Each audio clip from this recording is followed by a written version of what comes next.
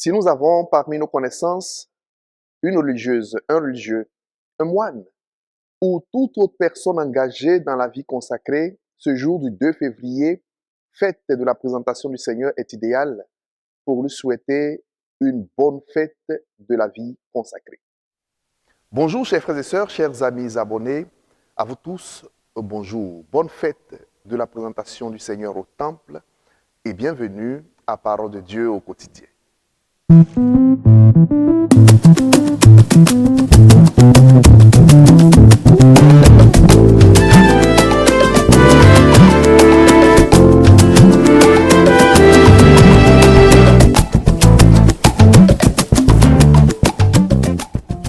Selon une prescription de la loi de Moïse, 40 jours après sa naissance, tout premier-né de sexe masculin doit être consacré au Seigneur.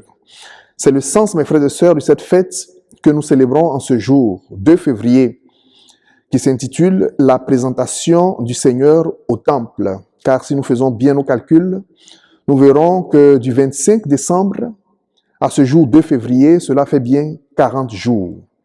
C'est donc pour obéir, pour satisfaire à cette tradition religieuse que Joseph et Marie se rendent au temple avec leur enfant Jésus pour le consacrer au Seigneur. En votre nom à tous et avant tout, chers frères et sœurs, je voudrais saluer chaleureusement nos parents, amis et connaissances religieux et religieuses et féliciter toutes les personnes consacrées au Seigneur à travers les vœux de la pauvreté, de la chasteté et de l'obéissance.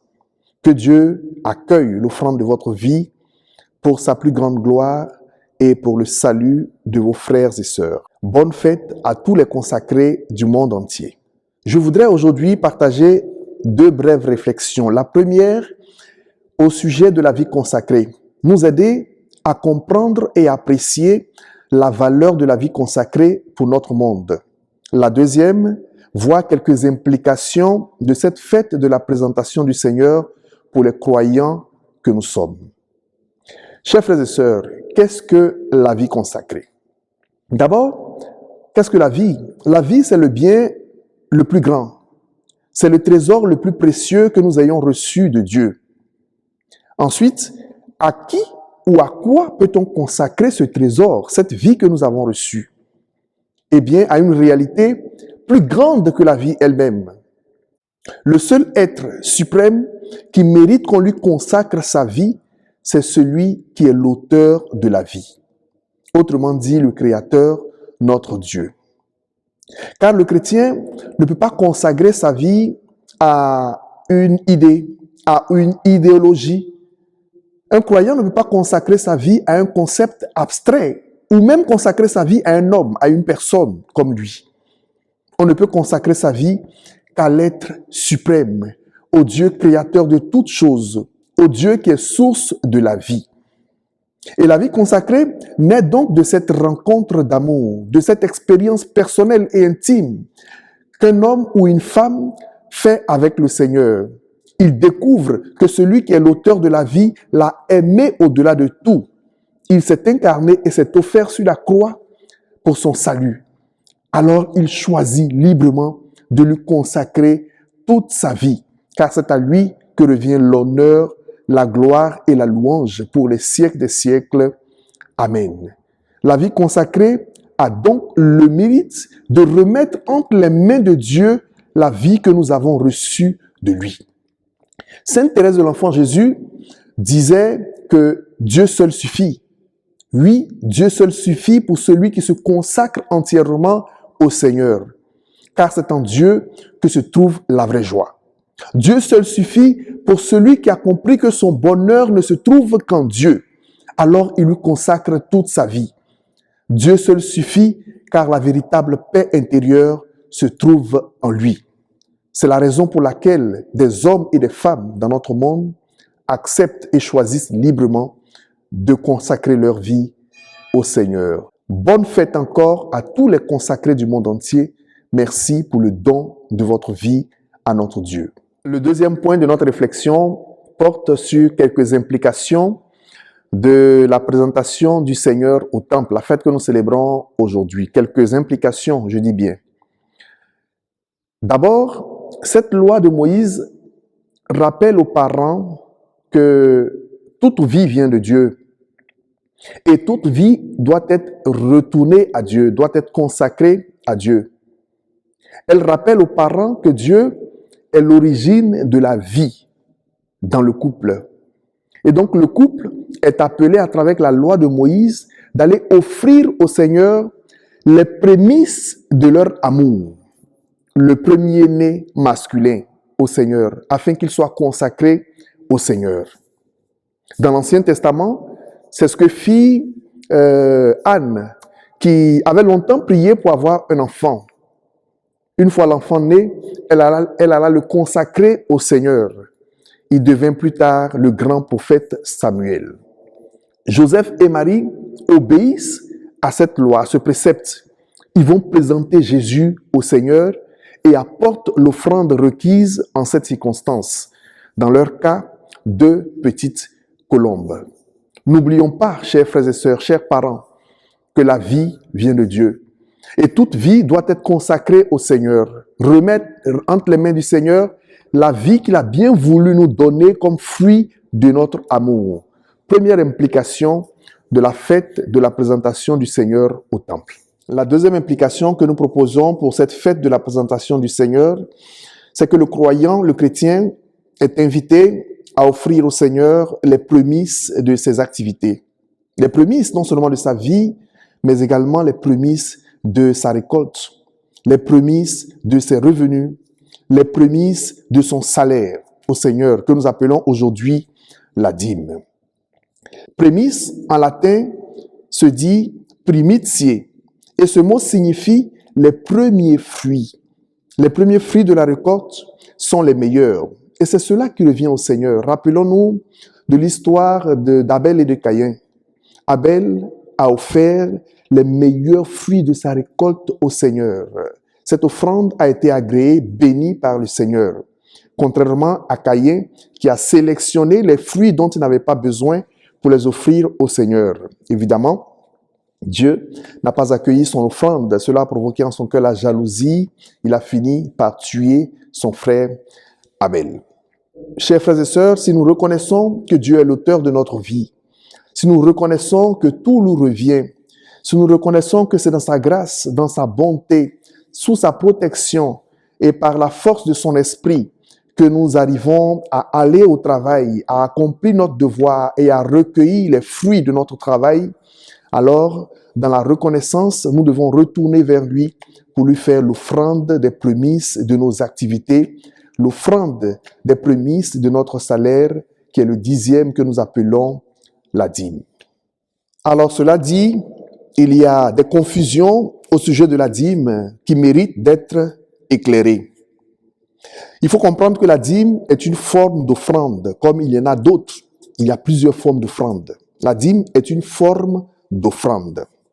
Et qui dit offrande, dit gratuité, dit liberté et dit générosité. Donc, une offrande se fait dans la gratuité. Une offrande se fait dans la générosité. Et une offrande se fait dans la liberté.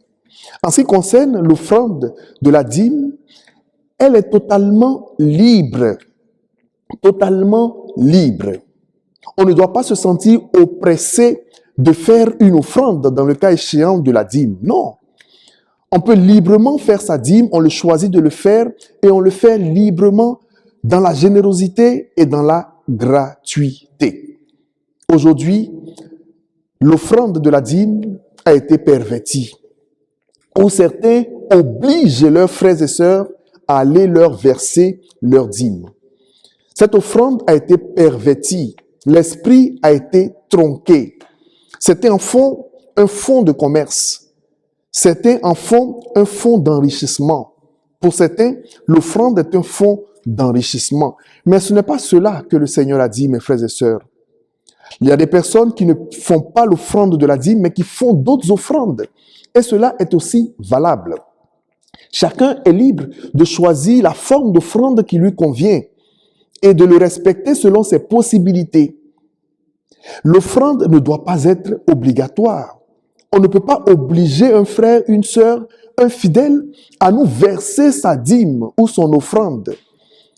L'offrande perd donc sa valeur, l'offrande perd sa qualité devant Dieu, parce que ça devient un moyen de commerce avec le Seigneur, ça devient une forme de simonie, cela devient une forme d'obligation qui enlève la valeur spirituelle même de l'offrande qui doit se faire dans la liberté et dans la générosité. Enfin, il y a une question qui revient plus souvent au sujet des prémices ou de la dîme, de cette offrande que nous faisons au Seigneur. Il y a une question qui revient. À qui devons-nous verser l'offrande de la dîme? Je l'ai dit, mes frères et sœurs, il y a plusieurs formes d'offrande. Chacun est libre d'aider qui il veut, comme il veut, selon ce que son cœur lui inspire et selon la relation spirituelle, personnelle ou amicale qu'il entretient avec une personne. Mais en ce qui concerne l'offrande de la dîme, la prescription est qu'elle doit être versée à ceux qui sont consacrés jour et nuit au Seigneur, à ceux qui sont au service du temple du Seigneur. Et dans le cas échéant, ce sont les prêtres et les religieux. C'est à eux que l'offrande de la dîme doit être versée. Je ne dis pas qu'il ne faille pas faire d'offrande à d'autres personnes. On peut faire une offrande de générosité à un orphelinat, à une association caritative, à des personnes qui nous aident spirituellement, des laïcs. On peut les aider, leur faire une offrande. Mais cela n'a pas le sens de la dîme. Ce n'est pas l'offrande de la dîme. L'offrande de la dîme doit être apportée à l'autel du Seigneur, à ceux qui sont au service du Seigneur jour et nuit, à ceux qui lui ont consacré leur vie entièrement. C'est à eux que cette offrande est faite. Mais dans la liberté, ni un prêtre ne peut exiger à un fidèle laïc de lui verser son offrande, encore moins un laïc imposer à ses frères de lui verser son offrande. Certains ont même un carnet d'adresses et chaque mois, ils doivent faire le contrôle de qui a versé ou non son offrande. Dans le cas contraire, ils appellent pour réclamer une offrande. Mes frères et sœurs, ne faisons pas de notre foi ou de la relation avec le Seigneur un fonds de commerce. Je le dis avec conviction. Pour qui se met au service du Seigneur, dans la générosité, dans la liberté du cœur et débarrassé de tout intérêt, Dieu lui apporte en temps voulu ce dont il a besoin pour la mission. Dieu met des personnes sur son chemin sans qu'il n'ait demandé pour l'aider dans ses besoins. Et ça, il faut l'expérimenter pour le dire. Malheureusement, dans nos églises, il y a des fauves qui viennent pour dépouiller les fidèles.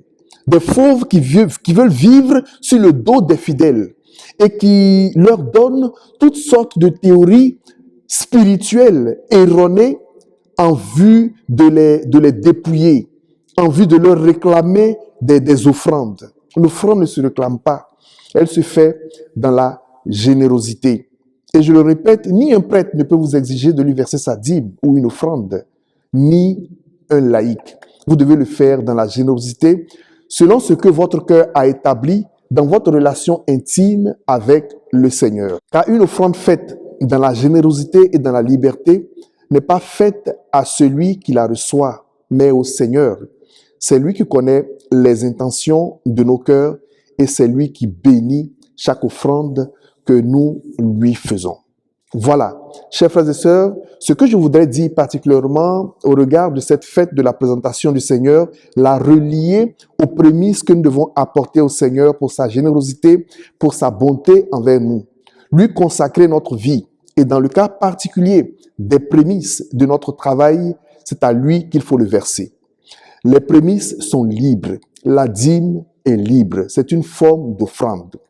Tout fidèle a le devoir d'aider une association, une communauté religieuse, comme d'aider les pauvres que le Seigneur met sur notre chemin, mais dans la liberté. Et si nous voulons librement payer notre dîme, c'est à l'autel du Seigneur, aux prêtres, aux religieux, aux consacrés du Seigneur qu'il faut apporter votre offrande pour les aider dans la mission à laquelle le Seigneur les a appelés. Ne faisons pas d'amalgame, mes frères et sœurs. Ne mettons pas l'argent dans notre relation avec le Seigneur. C'est lui qui est le Dieu de l'or et de l'argent. Il n'a pas besoin de notre argent. Si nous voulons le faire librement, nous le faisons. Sinon, nous ne le faisons pas. Et de grâce, chers frères et sœurs, n'utilisons pas le nom de Dieu pour nous remplir les poches, car tout se paye sur terre.